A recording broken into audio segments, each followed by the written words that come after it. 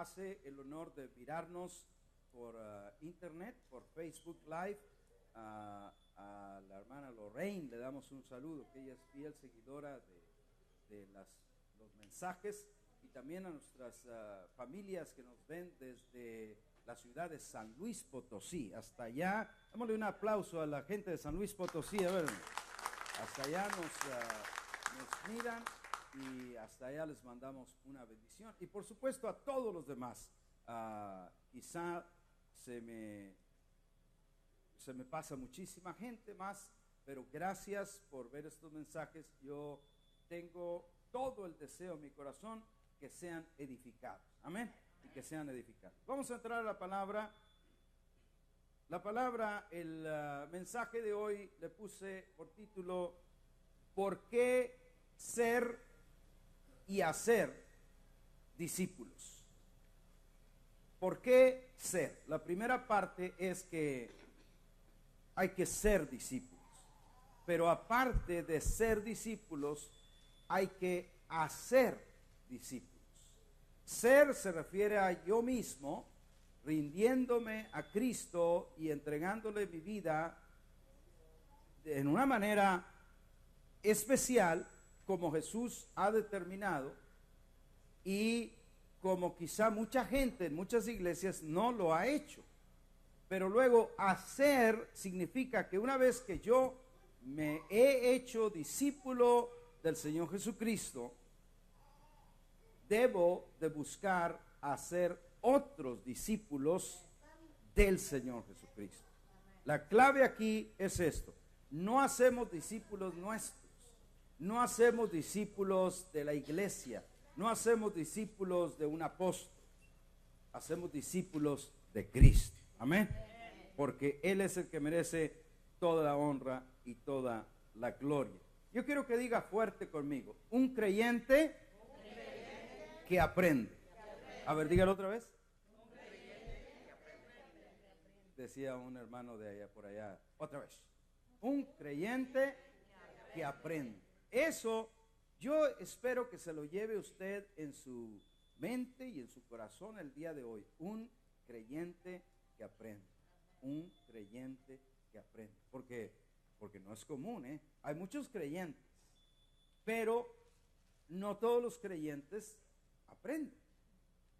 Y no todos los creyentes están dispuestos a aprender. Entonces, si usted se pregunta ¿qué es un discípulo? Ahí se lo definí. Es un creyente, pero un creyente que aprende. Hay una porción en Mateo capítulo 16 que quiero que me acompañe, versos 24 al 27. Y esta porción la habló el propio Señor Jesucristo después de ya andar con sus discípulos pues un buen tiempo, porque esto estaba llegando ya. El verso 21 dice: comenzó Jesús a decirle que era necesario que él fuera a Jerusalén porque iba a ser entregado. O sea, estamos hablando ya casi el final de su ministerio terrenal. Y entonces en el verso 24 empieza con la palabra entonces. Diga conmigo, entonces. ¿Qué quiere decir después de? O quiere decir después de haber estado todo este tiempo con ellos. Entonces Jesús dijo a sus discípulos. ¿A quién le dijo? ¿A quién? Dígame otra vez. A sus discípulos. Porque el Señor Jesucristo no busca creyentes. El Señor Jesucristo no busca miembros de iglesia. El Señor Jesucristo no busca convertidos. El Señor Jesucristo busca discípulos. Eso también es otra partecita que se debe echar a la bolsa y llevársela con usted y decir: el Señor Jesucristo busca discípulos. Entonces dijo Jesús a sus discípulos: si alguno quiere venir en pos de mí, niéguese a sí mismo y tome su cruz. ¿Me prende la luz, por favor? Niéguese a sí mismo y tome su cruz y sígame. Gracias. Verso 25. Porque todo el que quiera salvar su vida, ¿Qué tantos? Cualquiera que quiera salvar su vida, dice el Señor, la perderá. Y todo el que pierda su vida, pero luego agrega, por causa de mí, la hallará. No sé a cuántos les han dicho, tienes una vida perdida ahí en la iglesia. Mira, en vez de estar acá en la pachanga, en vez de estar acá con nosotros en las fajitas y en la música y en todo lo que nosotros vamos a hacer, tú pierdes tu vida allí en la iglesia. Y fíjate que ya el Señor Jesucristo desde entonces ya tenía respuesta para eso, porque Él dice, y todo el que pierda su vida por causa de mí, ese de verdad la va a hallar. O sea que lo otro es cierto también, el que quiera salvar su vida, quiere decir, el que quiera vivir su vida de la forma como Él quiere vivirla, al final la va a perder. Pero el que pierda su vida por causa del Señor Jesucristo, que quiere decir el que se la entregue, y que cuando todos los demás digan, ya, en Coahuila decimos, ya te amolaste, ya desgastaste tu vida, ya te echaste a perder, hay gente que dice, no, mi hijo, que le dé vuelo a la iglesia porque está muy chico, ¿cómo se va a ir a meter a la iglesia? Y luego ya cuando quieres meterlo ya no puedes. No puedes ir a mendigar, porque es cierto, o sea, ¿en qué edad vamos a enseñarles a nuestros hijos de Dios desde que están en el vientre? Hay que bendecirlos y hay que decirle, tú eres un amado de Dios, tú eres especial, tú has sido escogido por Dios. Tienes que hacerlo, porque de otra manera, si tú dices, mis hijos están pequeños, ahorita que se diviertan, no, hay tiempo para divertirse, pero hay tiempo para enseñarles también. Entonces el Señor Jesucristo, verso 25, dice bien claro, porque todo el que quiera salvar su vida la perderá, y todo el que pierda su vida por causa de mí la hallará. Verso 26, porque ¿qué aprovechará el hombre si ganare todo el mundo? Cuando dice todo el mundo, habla de todas las riquezas, todas las comodidades, todas las cosas buenas, un barco, un vehículo recreacional, una casa en la montaña, o sea, todo lo que tú te puedas imaginar que puedes comprar con dinero, con esforzarte, con descuidar, por así decirlo, la vida en Cristo. Pero tú dices, yo me compro todo lo que yo quiera. Y entonces el Señor Jesucristo otra vez dice, ¿qué aprovechará el hombre si ganare todo el mundo? En ese sentido, todas las cosas que quisiste comprar, pero luego dice, y perdiere su alma. Y perdiere su alma. O, ¿qué recompensa dará el hombre por su alma? ¿Qué quiere decir esa parte? Ya cuando está al final del camino el rico, el que ganó todas las cosas, entonces pudiera ser que se da cuenta que, oye, y del alma no he invertido nada. Y entonces dice, a ver, Señor, ¿qué puedo dar para que salves mi alma? Tengo acá propiedades, tengo carros, tengo barcos, tengo ganado, ¿qué puedo dar? Y Dios le dice, nada. Eso es lo que está diciendo acá.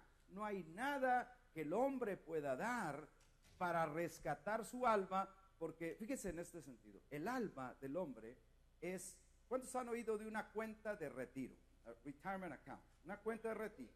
¿Qué es una cuenta de retiro? Es algo que le empiezas a poner, ¿verdad? Y le estás poniendo, ¿qué? $25, $50 cada cheque, y estás ahí poniéndole y poniéndole. Entonces, cuando menos acuerdas y llegas a Maduro, adulto mayor.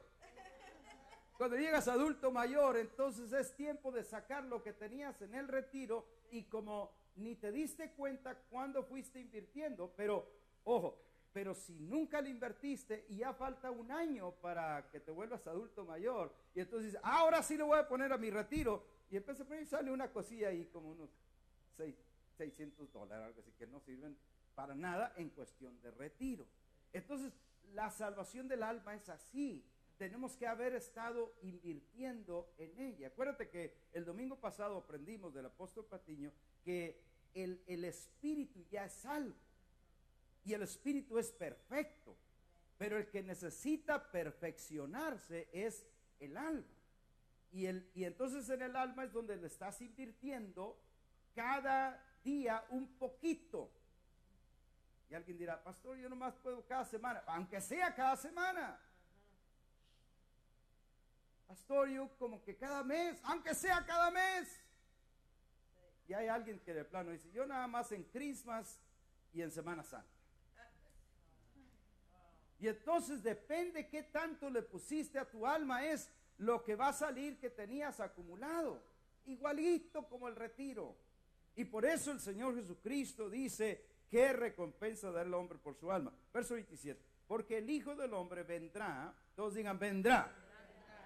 No hay duda. Vendrá en la gloria de su Padre con sus ángeles y entonces pagará a cada uno conforme a sus obras. Pero no te engañes. No vamos a ser salvos por obras. Las recompensas van a ser por obras, pero la salvación es solo por gracia. Las obras quiere decir lo que llegaste a hacer por Cristo es conforme a las recompensas que Él te va a dar. Los beneficios que vas a tener ahí en su reino. Eso gobierna sobre una ciudad, gobierna sobre 10 ciudades. Las recompensas o honores que vas a recibir por las obras. Pero la salvación solo y únicamente se puede recibir porque yo creo y confío en el Señor Jesucristo. ¿Habrá alguien que diga amén? Entonces, el Hijo del Hombre vendrá y pagará a cada uno conforme a sus obras. Y lo que invertimos, eso va, fíjate, porque Cristo dijo bien claro, de la abundancia del corazón, ¿qué dice? Habla la boca. Entonces, habla, hace, actúa, conforme lo que hay en tu corazón, va a ser la actitud que vas a estar teniendo. ¿Sí me explico? Va a ser la forma de vida. Alguien ha oído de alguien decir, ese es muy enojón, ni te puedes acercar a él, dice. ¿Y por qué es enojón? No es porque Cristo viva en su corazón, no, es porque él pone otras cosas, pone odio, pone rencor, pone falta de perdón, y entonces eso causa que actúe así. Pero si ponemos a Cristo dentro de nosotros, Cristo va transformando nuestras vidas. ¿Cuántos dicen amén? Muy bien, vamos a ir a Mateo, veamos en Marcos 4:30, un verso que puse ahí muy importante, porque nos habla del discípulo. Marcos 4:30, porque el tema que estamos hablando es por qué ser y hacer discípulos. Y mira Marcos 4:30, ¿por qué dice que debemos de ser? Decía también, ¿a qué haremos? Es 34, Marcos 4:34. Ese es el principio, pero pone verso 34. Y sin parábolas no les hablaba, aunque a sus discípulos en particular les declaraba todo. ¿A quién les declaraba? A los discípulos. Luego, tú y yo no queremos vivir en ignorancia. El Señor Jesucristo dijo bien claro, conocerán la verdad y la verdad los hará libres. Entonces, si tú y yo conocemos la verdad, vamos a vivir en la libertad que Cristo da. Pero es obvio que si no conozco la verdad, entonces cualquiera me va a decir, esto es la verdad y me voy a ir por esa mentira, y esa mentira no me lleva a la libertad, sino conocer la verdad. Pero Jesús dice aquí, a sus discípulos en particular les declaraba todo. ¿Cuántos quieren que el Señor les declare todo? O sea, que no estemos engañados, que no estemos en el error. La parte que a mí más me preocupaba cuando yo y mi esposa nos convertimos hace 40 años, y un poquito antes de convertirnos, la preocupación más grande mía era, Señor Dios, hay muchas iglesias, ¿y a dónde voy a ir? No sea que caiga en una cueva de lobos. No conocía mucho, pero lo de lobos sí lo había leído ya. Y entonces Dios me enseñó que no es la iglesia a la que él me estaba guiando, sino que me estaba guiando a Jesucristo. Y con eso no quiere decir que no vas a ser parte de una iglesia, de una congregación, porque es en la iglesia donde desarrollamos los dones que Dios nos ha dado. Pero al que vamos es a Jesús. Al que llevamos a la gente es a Jesús, porque Él es el Todopoderoso. En Mateo capítulo 28 están los versos más poderosos de por qué ser y hacer discípulos.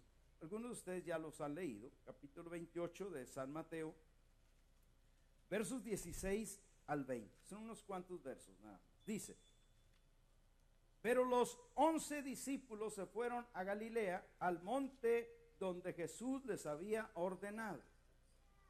Y cuando le vieron, le adoraron. ¿Qué hicieron? ¿Qué debemos de hacer tú y yo? Adorarle. Adorarle, ahora, ojo, adorarle no necesariamente es postrarnos, incluye postrarnos, pero no es solo postrarnos, es obedecerle. Ellos se fueron al monte, quiere decir que ya desde ese acto estaban obedeciéndole, estaban adorándole. Le adoraron, pero la frase que sigue dice: pero algunos dudaban. Fíjate, ¿quiénes dudaban, amados? Los discípulos, algunos. Entonces quiere decir que donde quiera se cuecen habas, ¿verdad? Que aún en los discípulos del Señor había gente que, siendo de Él, fíjate, y habiendo recibido la mejor enseñanza que podían recibir, que era la enseñanza del Señor Jesucristo, y todavía dudaban. ¿Los desechó el Señor? No. Diga, gracias, Señor, porque tampoco a mí. Quiere decir que si tú dudas ahora, Él tiene todavía gracia contigo. Yo estuviera brincando, hermano, porque imagínate si yo le fallo, dice, Él permanece fiel. Él siempre está con su gracia extendida, esperando que nosotros volvamos a Él. Algunos dudaban. Entonces dice el verso 18: y Jesús se acercó y les habló diciendo. Ahora, en esta frase que voy a decir está encerrada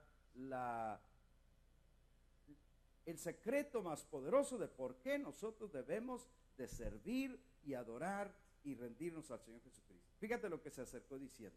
Él les dijo: toda potestad, que quiere decir todo poder, me es dada en el cielo y en la tierra. Todo. ¿Qué tanto poder recibió? ¿Y dónde lo recibió? Cielo. O sea, ¿queda algún lugar que no hay? Porque el cielo está simbolizando todos los astros que existen, y la tierra está simbolizando aquí donde tú y yo estamos. Entonces, Él ha recibido toda, no dice algo de poder, no he recibido el poder, no, Él dice, yo he recibido todo poder en el cielo y en la tierra. Y entonces en el verso 19 dice: por tanto, por eso, porque yo he recibido todo el poder, vayan y hagan discípulos a todas las naciones, bautizándolos en el nombre del Padre y del Hijo y del Espíritu Santo. Verso 20: enseñándoles que guarden todas las cosas que les he mandado, y he aquí, yo estoy con ustedes todos los días hasta el fin del mundo. Gloria a Dios. Ahora, partiendo de esta porción, voy a traerte el mensaje que Dios me dio. Número 1, primer punto: Jesús ordena a sus discípulos a ser discípulos. ¿Por qué debemos de hacer discípulos? Porque Jesús lo ordena. Y ahora, discípulos, ojo, discípulos son hasta tus hijos, son los primeros discípulos que debemos de tener. Porque ¿de qué sirve que ganáramos a todo el mundo y nuestros hijos se perdieran? Entonces, lo primero que hay que buscar es nuestra familia. Ahora, entendiendo, cuando digo nuestra familia, no estoy hablando de tus hijos, pero familia, hablo de familia extendida. Quisiéramos que todos vinieran a Cristo, pero la misma Biblia menciona que nadie es profeta en su propia tierra. Entonces, muchas veces, en cuanto a tu familia, vas a tener que orar, vas a tener que confiar y vas a tener que ponerlo en las manos de Dios para que Dios mande a alguien que sí puedan oír, porque muchas veces a ti no te oyen. Simplemente porque así es. El Señor Jesucristo dice que fue a Nazaret, donde se había criado, ser el pueblo de él, y dice, y no pudo hacer ahí muchos milagros. No pudo. No quise que no quiso. No pudo, porque la gente decía, ¿y qué me va a enseñar este? Si yo lo conozco, si era el taller de carpintería, si estaba con José, si yo sé que es de aquí del barrio. Y entonces eso causó que no obedecieran. Ahora, pero esa es tu familia extendida. Pero tu familia, tu núcleo, tus hijos, tus hijas, tu cónyuge, debes de buscar por todos los medios que tu familia conozca al Señor Jesucristo, número uno, y número dos, que sean enseñados en la palabra. Entonces, para eso debes de buscar todo lo que sea posible para que ellos aprendan. ¿A quién le dice el Señor Jesucristo que haga discípulos? Lo dice a todos los que creemos en Él, porque todos los que creemos en Él somos el pueblo del Señor Jesucristo, y a nosotros son los que nos dice, a ustedes les toca ser discípulos. ¿Sabe que hay un entendimiento que en las iglesias, como que, bueno, los que deben de hacer discípulos o los que deben de hablarle a otros, pues son los pastores, son los evangelistas, son los profetas, porque ellos saben? No, si fuera así, Jesús hubiera dicho, aquí les voy a hablar a los ministros y les voy a hablar a los pastores que vayan y hagan discípulos. No, él les dijo a todos. Y ¿sabes lo maravilloso del Señor? Es que Él mandaba a sus discípulos a hacer el trabajo, y muchas veces literalmente la regaban. Como cuando Juan le dijo, fueron a un pueblo y no los recibieron en Samaria, y entonces regresó y dijo, Señor, estos no quieren oír el mensaje, quieres que oremos y que mandemos que caiga fuego del cielo y los consuma todos. Fíjate, están mochando orejas y mochando manos como el bronco, mochando todo. Y el Señor Jesucristo dijo, no, ustedes no saben de qué espíritu son. Si yo no vine a perder las almas, yo vine a salvarlas. Entonces, pero a todos los que creemos en Él, Él nos manda que vayamos y hagamos discípulos. Ahora, mira esto. Jesús nunca, no hay seña en la Biblia que Jesús ordene que la gente vengamos de la casa a la iglesia, estemos en la iglesia y volvamos a la casa. Volvamos a la iglesia y volvamos a la casa. Fíjate lo que te estoy diciendo. Es una rutina que muchos creyentes hacemos. Ahora, alguien preguntará, ¿es malo eso, pastor? No, pero es incompleto. Porque Él no dijo, vayan y vengan de la casa al edificio de la iglesia. No, Él dijo, vayan y hagan discípulos a todas las naciones. Me disculpan si les digo eso, tengo que decir.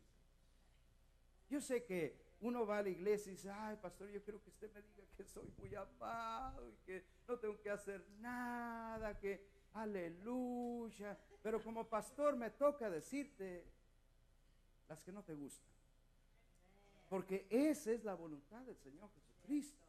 Entonces, pero no te lo digo para condenarte, no te lo digo, no te lo digo para decir que Dios no te ama, no, te lo digo para que pongamos cuidado en esto y digamos, Señor, ¿qué de verdad estoy haciendo? Estoy colaborando con tu reino, estoy enseñándole a alguien, estoy haciendo. Ahora, yo sé, mira, yo sé lo que la mayoría vamos a decir.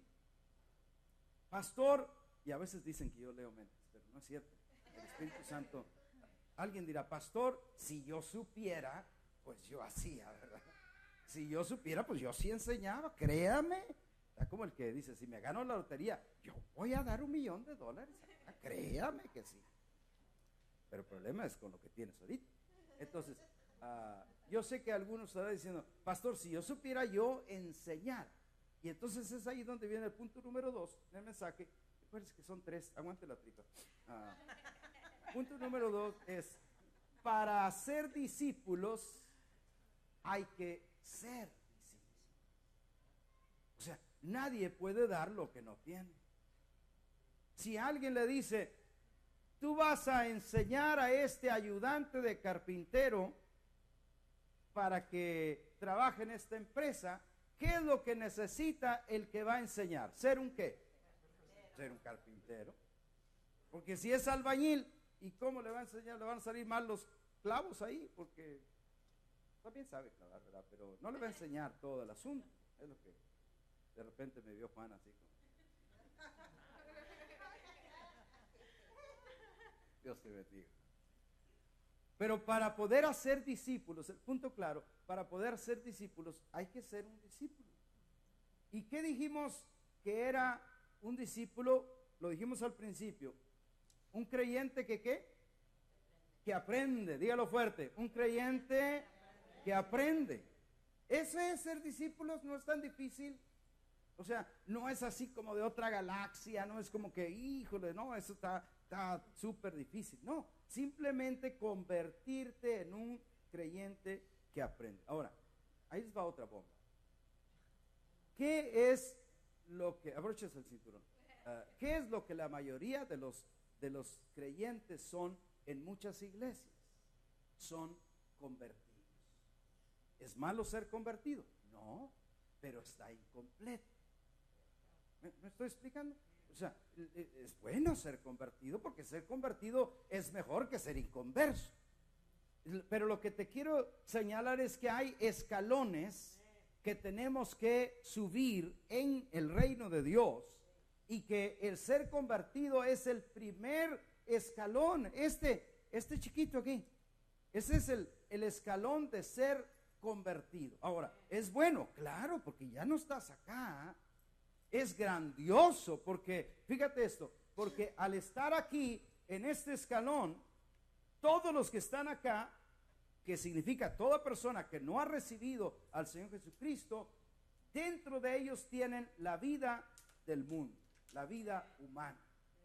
Pero tan solo brincar a este escalón te ha dado la vida de Dios. Tú ahora tienes la vida de Dios. Eso es glorioso. Amén. Pero no es para quedarnos allí. Y aquí viene el punto fuerte, hermano. ¿Cuánta gente por años y años se ha quedado en el punto de convertido?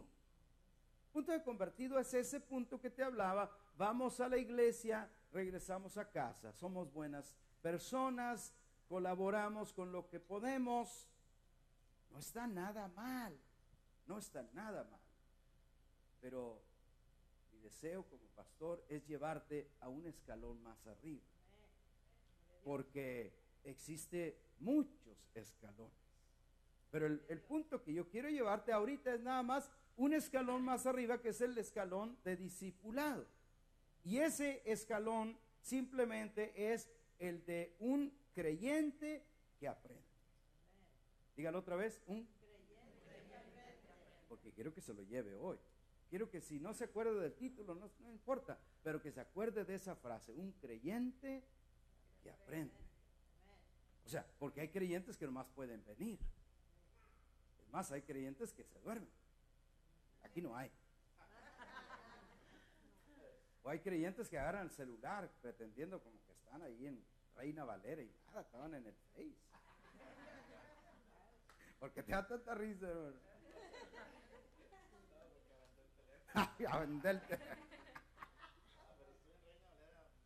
Reina Valera es muy buena, ¿verdad? Pero Facebook Valero, pues no. Entonces, un creyente que aprende. ¿Cómo es? Pues uno que se mantiene creciendo en la fe. Uno que no se pierde, amados hermanos, ninguna enseñanza. Joe me dijo, el viernes no pude venir, pero vi la enseñanza. No pudiste venir, pero como eres un discípulo que aprende, un creyente que aprende, entonces te mantienes alimentándote, porque si no conoces, si no creces en el conocimiento, ¿cómo vas a avanzar? ¿Me estoy explicando?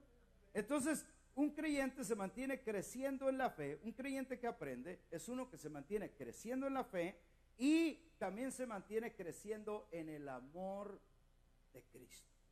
O sea, la gente te ve diferente, la gente sabe que hay algo diferente en ti. La gente, antes éramos como puerco espín, ¿conocen eso? No podías tochar, ¿verdad? Te podías acercar, porque por donde quiera, dicen, hombre, ese por donde quiera que me arrimo, está picoso, está espinudo. Pero de pronto Cristo empieza a quitar esas espinas, hermano, y la gente se puede acercar a ti, y la gente puede hablar contigo, y la gente dice, hay algo diferente en tu vida, y ese algo no es algo, sino es alguien, y se llama Jesucristo. Pero solo, amados, solo cuando nos convertimos en ese creyente que aprende, que se dispone. Y yo creo, mis amados hermanos y hermanas, yo creo que ya es tiempo en esta iglesia que los que estamos acá digamos, Señor, debo de convertirme en un creyente que aprende, un creyente que aprende, y que no me pierda ninguna de las enseñanzas, porque imagínate, los pastores ponemos mucho tiempo en las enseñanzas para darte un mensaje, para darte una enseñanza, y si tú te la pierdes. Ahora, yo sé que hay veces que, como yo, no había llegado a su casa del trabajo, entonces así yo sé que hay muchas situaciones. Nota que estoy bueno con usted, nota que no le estoy condenando, pero le estoy diciendo, levantémonos a otro nivel donde digamos, no pude ir, pero yo no me la pierdo. Eso es lo que estoy hablando en este día. Y más porque tenemos la facilidad de que los mensajes están ahí. Eso ya, imagínate, si no existiera los mensajes ahí en Facebook Live, pues ni modo, te la perdiste. Agarren las notas, les decían. Agarra el tape, agarra el CD. Pero ahora están ahí en tu mismo teléfono. Quiere decir que no hay razón para que no puedas seguir aprendiendo. Juan 8:31. Juan 8:31. Dijo entonces Jesús a los judíos que habían creído en él: si vosotros permaneciereis en mi palabra, seréis verdaderamente mis discípulos. ¿Qué es lo que les dijo? Si permanecen en mi palabra. No nada más si la oyen, no nada más si vienen a donde se predica, no, si permanecen. O sea, permanecer es que oyes la palabra y la pones en práctica. Esa palabra es para ti. Había allá en mi pueblo, hermana Chonita, ¿cómo se llamaba? Hermana Chonita, y cada vez que el predicador decía cierta palabra y la hermana repartía, decía, ese es para la hermana fulana. Y el pastor dice otra cosa, eso le toca al hermano fulano. Eso estaba repartiendo. Pero lo que necesitamos es decir, eso es para mí. Amén. No somos repartidores, somos receptores.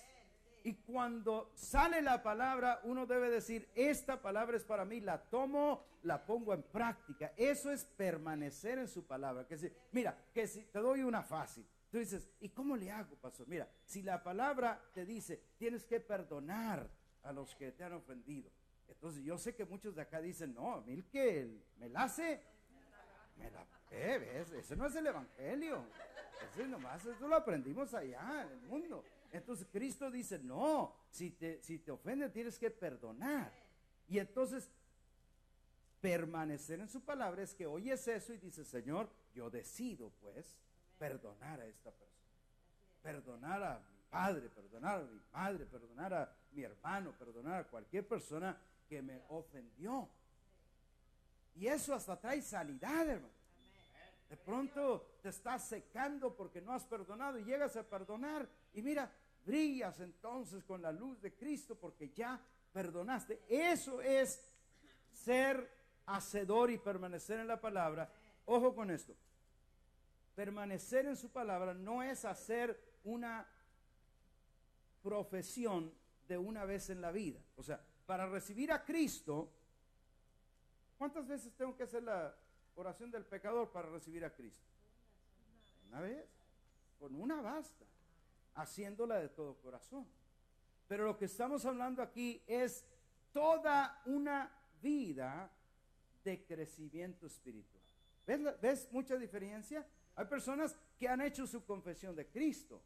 Y fíjate que esto va a responder a la duda que quizá muchas personas tienen ahorita mismo. Pastor, ¿por qué yo hice esa oración y parece que nada pasa en mí? ¿Por qué yo hice esa oración y no hay cambio en mi vida? Porque aparte de la profesión que hacemos en Cristo, ahora empieza una vida, toda una vida dedicada a crecer en Cristo, dedicada a aprender en Cristo. Y en ese crecimiento, ojo, en ese crecimiento empezamos, como la vida de Cristo está trabajando en nosotros, en ese crecimiento empezamos a reflejar a Cristo. Cristo empieza a ser visto, que eso es lo que Dios quiere al último. Poder ser manifestado por sus hijos en esta tierra. Llegamos al último punto, el número 3. Desde hoy debes decidir ser un discípulo de Jesús. Desde hoy. Alguien dirá, pastor, ¿y qué tal si no? A mí como que no se me da. Bueno, en fin, fíjese esto. En Cristo nadie está obligado a hacer nada. Mucho cuidado, amados, mucho cuidado con miembros de tu familia que tú quieres que sirvan a Dios, pero que a ellos no se los ha revelado. O sea, hablo, por ejemplo, esposas que les dicen a su cónyuge, mira, ganaste mucho dinero, tienes que darle a Dios. Pero a él no se le ha revelado. Y entonces es contraproducente que tú le digas eso, porque no es hasta que se te revela a ti. O esposos o esposas cónyuges que le dicen, mira, tienes que ir a la iglesia. Igual no se le ha revelado. Ahora, yo no estoy diciendo que no lo invites, Lo que estoy diciendo es que no lo puedes obligar o decirle con ese tono de obligación. Le puedes decir, por ejemplo, el domingo que viene es el Día del Padre y vamos a ver a México, Alemania, y vamos a tener un desayuno para todos los padres. ¿Quieres venir con nosotros? ¿Ve qué diferencia? A lo mejor el viejo dice, sí, puede ser, chanza, dice, maybe. Bueno, pero ya hubo una luz. ¿Qué te parece? Sí, dígale eso, porque sí vamos a tener un desayuno. A ver si no nos garrotean, ¿verdad? Pero hay que tener fe, hay que tener fe. Hay que tener fe. Pero desde hoy, amado hermano, tú debes decidir ser un discípulo de Jesús. ¿Por qué? Efesios 4, del 11 al 13, amados, es la porción que nos habla de que tú y yo en la iglesia somos capacitados por los ministerios que Dios puso en la iglesia, que son apóstol, profeta, evangelista, pastores y maestros. 5 fundamentos que Él puso en la iglesia. ¿Pero para qué? Mira el verso 11. Efesios 4, verso 11 al 13. Y Él mismo, o sea, Jesús mismo, constituyó a unos apóstoles, a otros profetas, a otros evangelistas, a otros pastores y maestros. Verso 12, a fin de perfeccionar a los santos. ¿Cuál es el fin, mis amados? Perfeccionarnos. ¿Quiénes son los santos? Los que han sido santificados por la sangre de Cristo. No es que eres santo porque tú haces muy buenas obras. Nadie somos santos por hacer buenas obras. Somos santos únicamente porque Jesucristo nos declaró santos con su sangre. Pero el ministerio capacita a fin de perfeccionar a los santos, y luego dice, para la obra del ministerio. ¿Cuál es la obra del ministerio? Hacer el trabajo del reino de Dios. Hablarle a otras personas, testificarles, decirles que Cristo ha cambiado mi vida y que Él quiere cambiar la tuya también, así de sencillo. Y entonces dice, verso 13, hasta que todos lleguemos a la unidad de la fe y del conocimiento del Hijo de Dios, a un varón perfecto, a la medida de la estatura de la plenitud de Cristo. Estoy terminando. Yo te quiero decir como pastor, debes orar por tu familia. Debes orar. Señor, que ninguno se pierda. Pero acuérdate, hay que ser suave, porque a los hijos sí los puedes exigir, ¿eh? A los niños sí les puedes decir, ¿cómo que si quiere va y que si no quiere no va? Porque los hijos están todavía bajo nuestra tutela de dirigirlos. Pero a los demás, yo digo de 18 para adelante, ya ni cómo les exijas, se te viene encima y calla boca. Pero sí puedes orar por ellos, ¿eh? Y sí puedes decir, Señor, yo no quiero que nadie se pierda. Oro, intercedo por mis hijos. Y entonces cuando tienes oportunidad, aprovecha todo. Mire, hay una conferencia de jóvenes ahora, ya en 3 semanas, el 5, 6 y 7 de julio, aquí en Houston. Es gratis y está como a 10 minutos de acá. Ahorita vamos a presentarte el anuncio. Pero yo le recuerdo que una vez, cuando nuestra hija Belinda, que era adolescente, y no veíamos que ella estuviera metida en el Señor, y tú sabes, entrada en las cosas de Dios, mi esposa oyó de una conferencia que había, no sé si era en Lobo, era lejos, era conferencia de jóvenes, y mi esposa dijo, oye, tenemos que ir a esa conferencia, porque nuestra hija debe conocer de Dios, y nos esforzamos, y ahí fuimos toda la familia, viajamos esas horas, pagamos el ticket, no me acuerdo, el hotel y todo lo que te tenía que pagar. Pero ¿qué cree? Dios hizo la obra en Belinda, en esa conferencia. Y ella testifica que desde ese tiempo ella no fue la misma. Y tus hijos pueden cambiar también.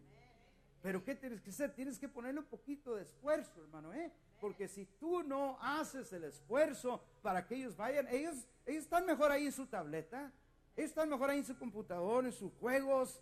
¿Quieres ir a la conferencia? Y digo, no, está bien aquí.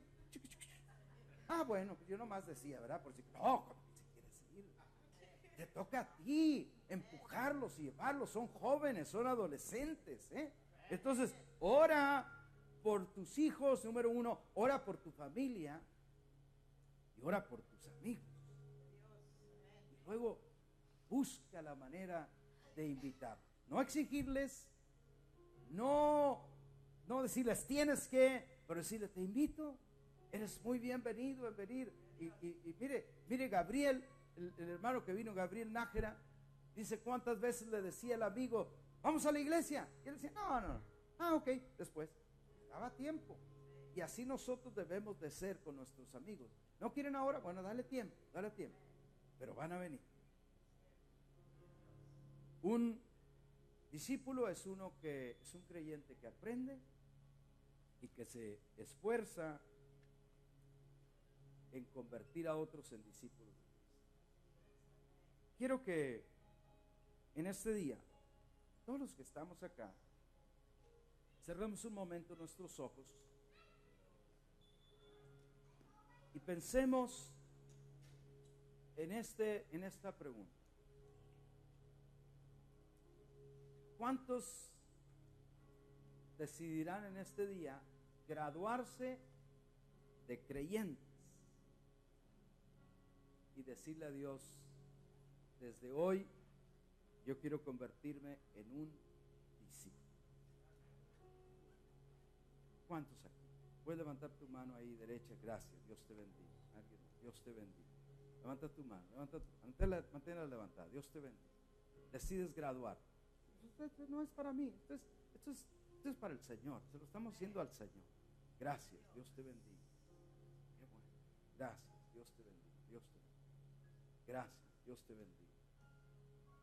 Allá también en tu casa, donde tú nos ves, levanta tu mano ahí al Señor y dile: Señor, yo me gradúo de creyente y desde hoy me convierto en discípulo del Señor. Que Dios te bendiga.